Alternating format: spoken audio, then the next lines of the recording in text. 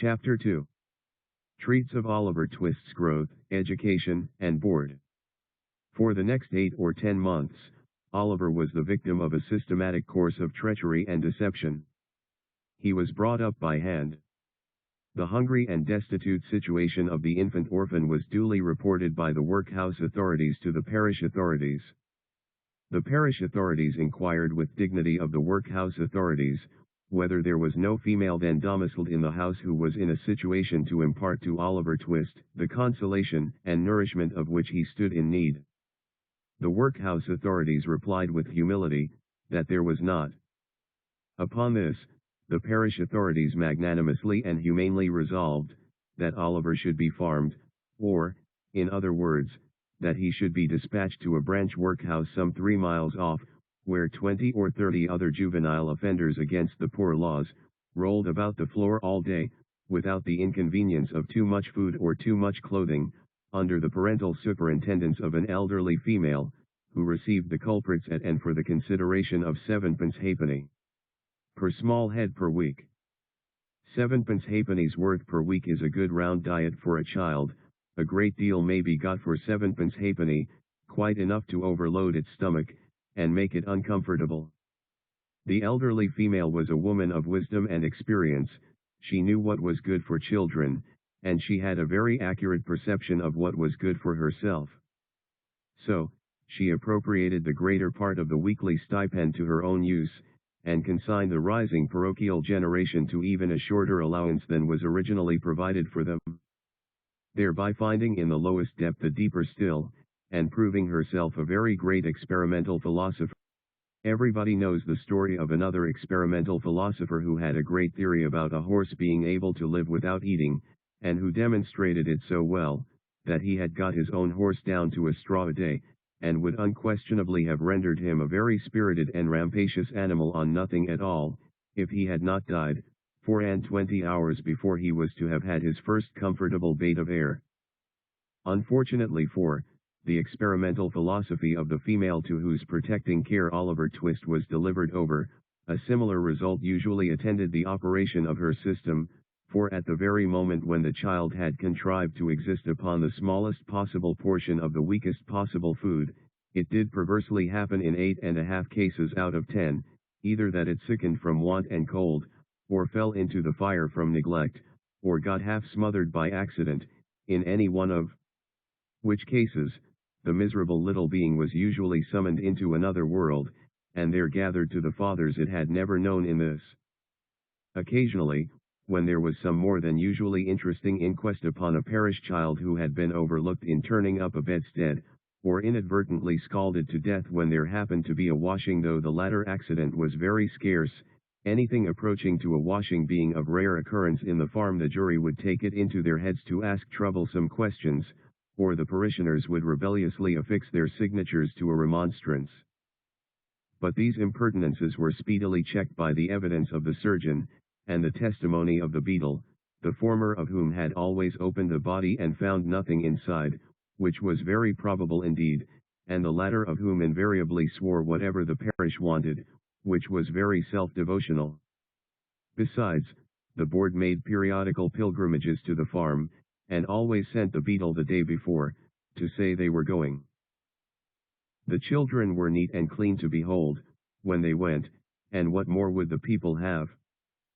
It cannot be expected that the system of farming would produce any very extraordinary or luxuriant crop. Oliver Twist's 9th birthday found him a pale thin child, somewhat diminutive in stature, and decidedly small in circumference. But nature or inheritance had implanted a good sturdy spirit in Oliver. It had had plenty of room to expand, thanks to the spare diet of the establishment, and perhaps to this circumstance may be attributed his having any 9th birthday at all. Be this as it may, however, it was his 9th birthday, and he was keeping it in the coal cellar with a select party of 2 other young gentlemen, who, after participating with him in a sound thrashing, had been locked up for atrociously presuming to be hungry, when Mrs. Mann, the good lady of the house, was unexpectedly startled by the apparition of Mr.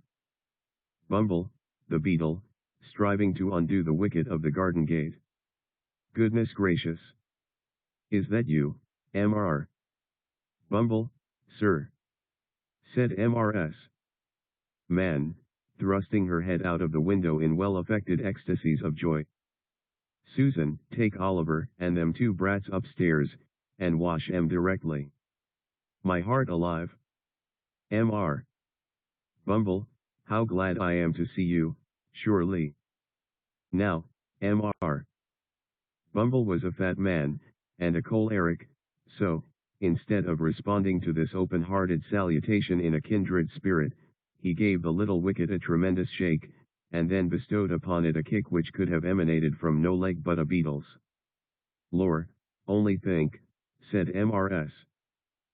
Man, running out, for the three boys had been removed by this time, only think of that. That I should have forgotten that the gate was bolted on the inside, on account of them dear children. Walk in, sir, walk in, pray, Mr. Bumble, do, sir. Although this invitation was accompanied with a curtsy that might have softened the heart of a churchwarden, it by no means mollified the beadle. Do you think this respectful or proper conduct, Mrs. Man? Inquired Mr. Bumble, grasping his cane, to keep the parish officers awaiting at your garden gate, when they come here upon parochial business with the parochial orphans. Are you all, Mrs. Man, that you are, as I may say, a parochial delegate, and a stipendiary? I'm sure, Mr. Bumble, that I was only a-telling one or two urn as is so fond of you, that it was you a-coming, replied Mrs. Man with great humility. Mr. Bumble had a great idea of his oratorical powers and his importance. He had displayed the one, and vindicated the other. He relaxed. Well, Mrs. Man, he replied in a calmer tone, it may be as you say, it may be. Lead the way in, Mrs. Man, for I come on business, and have something to say. Mrs. Man ushered the beadle into a small parlor with a brick floor, placed a seat for him, and officiously deposited his cocked hat and cane on the table before him. Mr. Bumble wiped from his forehead the perspiration which his walk had engendered, glanced complacently at the cocked hat, and smiled. Yes, he smiled. Beetles are but men. And Mr. Bumble smiled. Now don't you be offended at what I'm a-going to say, observed Mrs. Man, with captivating sweetness. You've had a long walk, you know, or I wouldn't mention it. Now, will you take a little drop of something, Mr. Bumble? Not a drop. Nor a drop, said Mr. Bumble, waving his right hand in a dignified, but placid manner. I think you will, said Mrs. Man, who had noticed the tone of the refusal, and the gesture that had accompanied it. Just a little drop, with a little cold water, and a lump of sugar. Mr. Bumble coughed. Now, just a little drop, said Mrs.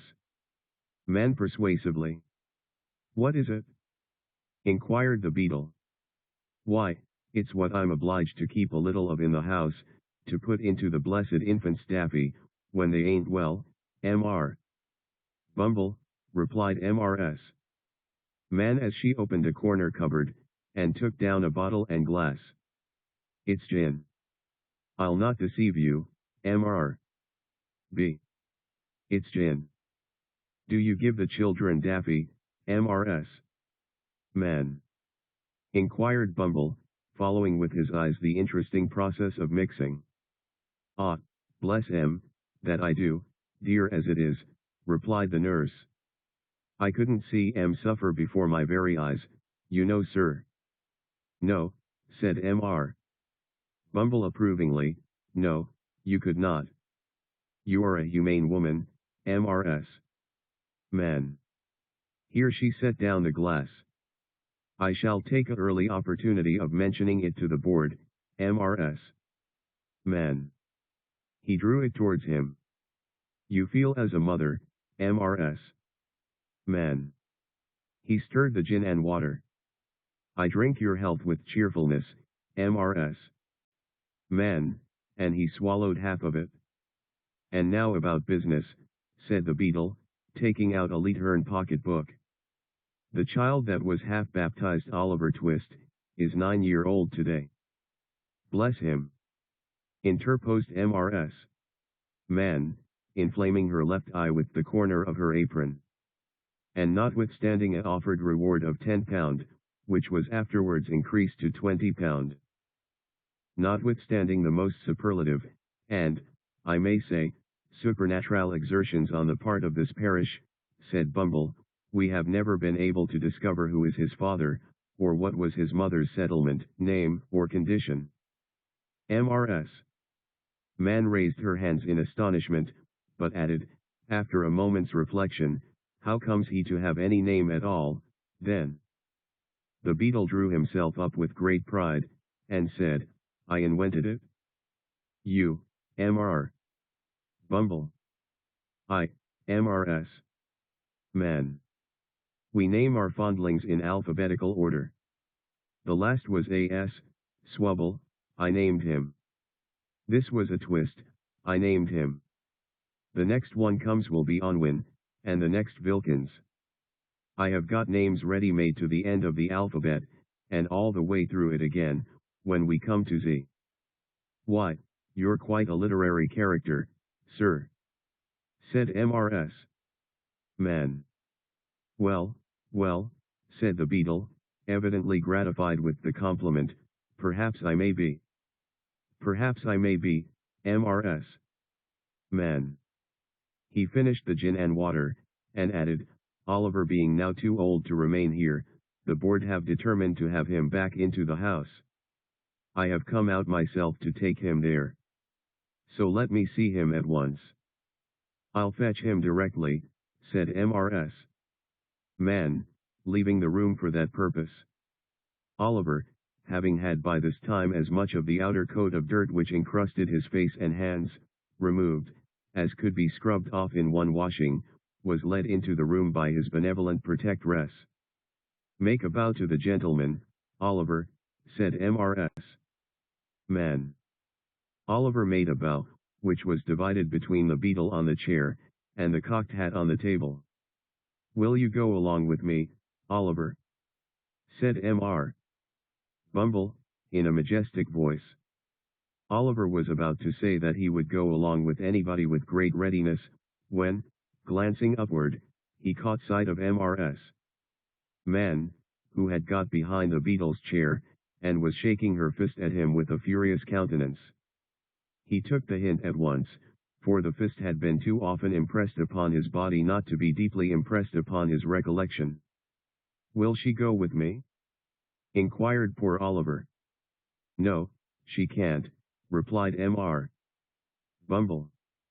But she'll come and see you sometimes. This was no very great consolation to the child. Young as he was, however, he had sense enough to make a feint of feeling great regret at going away. It was no very difficult matter for the boy to call tears into his eyes. Hunger and recent ill-usage are great assistants if you want to cry, and Oliver cried very naturally indeed. Mrs. Man gave him 1,000 embraces, and what Oliver wanted a great deal more, a piece of bread and butter, lest he should seem too hungry when he got to the workhouse. With the slice of bread in his hand, and the little brown cloth parish cap on his head, Oliver was then led away by Mr. Bumble from the wretched home where one kind word or look had never lighted the gloom of his infant years. And yet he burst into an agony of childish grief, as the cottage gate closed after him. Wretched as were the little companions in misery he was leaving behind, they were the only friends he had ever known, and a sense of his loneliness in the great wide world, sank into the child's heart for the first time. Mr. Bumble walked on with long strides, little Oliver, firmly grasping his gold-laced cuff, trotted beside him, inquiring at the end of every quarter of a mile whether they were nearly there. To these interrogations Mr. Bumble returned very brief and snappish replies, for the temporary blandness which gin and water awakens in some bosoms had by this time evaporated, and he was once again a beetle. Oliver had not been within the walls of the workhouse a quarter of an hour, and had scarcely completed the demolition of a second slice of bread, when Mr. Bumble, who had handed him over to the care of an old woman, returned, and, telling him it was a board night, informed him that the board had said he was to appear before it forthwith. Not having a very clearly defined notion of what a live board was, Oliver was rather astounded by this intelligence, and was not quite certain whether he ought to laugh or cry. He had no time to think about the matter, however, for Mr.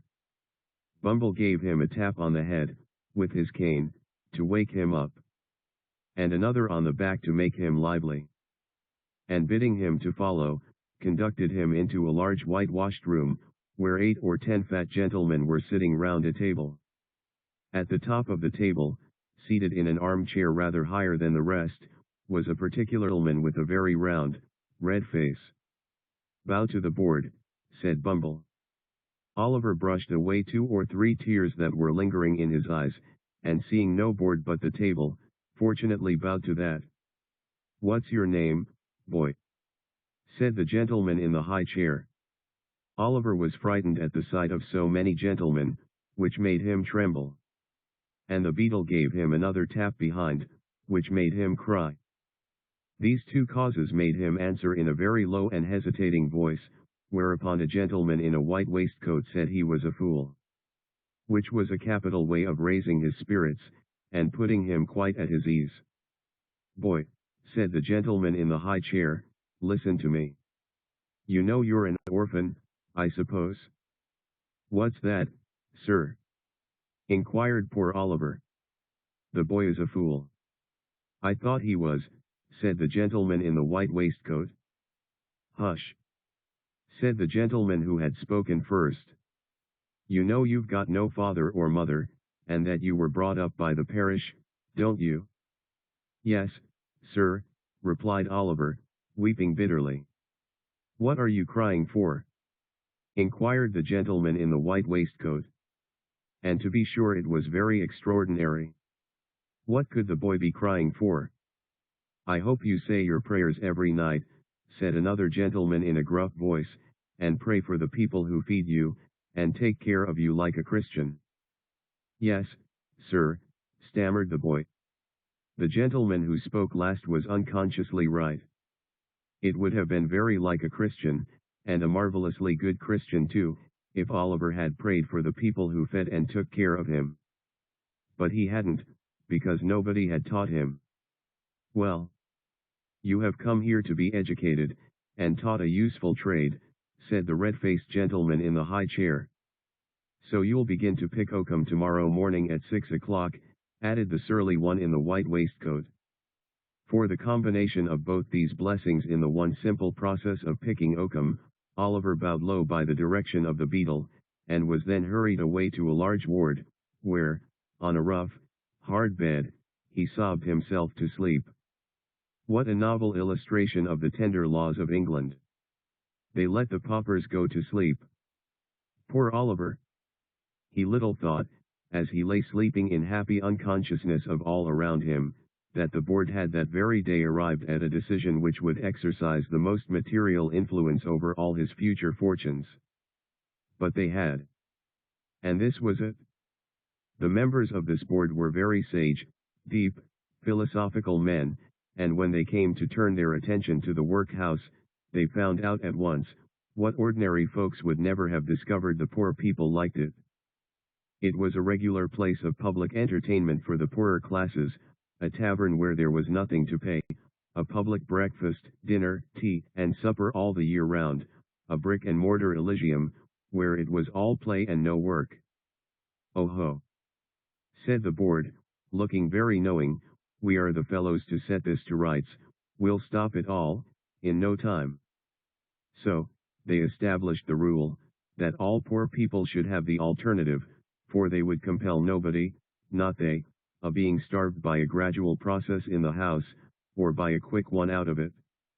With this view, they contracted with the waterworks to lay on an unlimited supply of water, and with the corn factor to supply periodically small quantities of oatmeal, and issued 3 meals of thin gruel a day, with an onion twice a week, and half a roll of sundaes.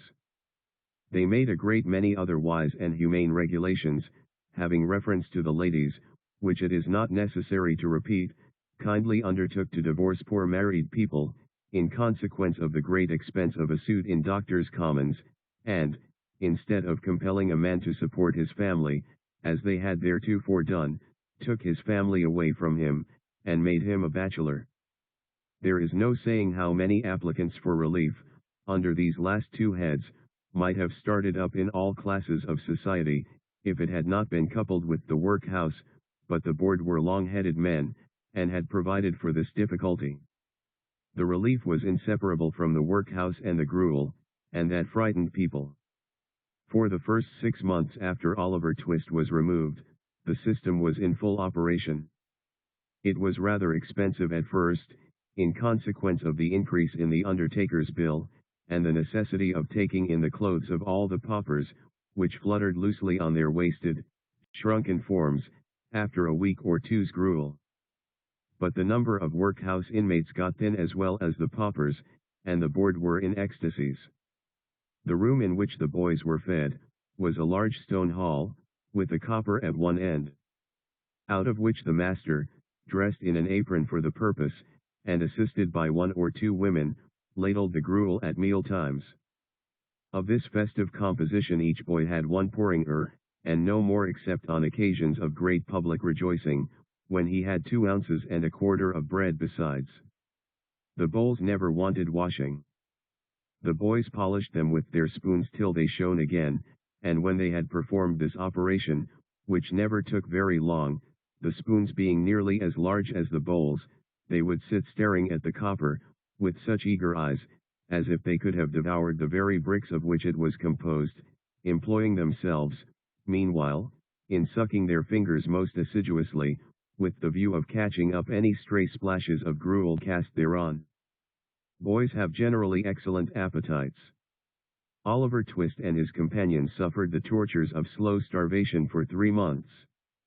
At last they got so voracious and wild with hunger, that one boy, who was tall for his age, and hadn't been used to that sort of thing, for his father had kept a small cook shop, hinted darkly to his companions, that unless he had another basin of gruel per diem, he was afraid he might some night happen to eat the boy who slept next him, who happened to be a weakly youth of tender age.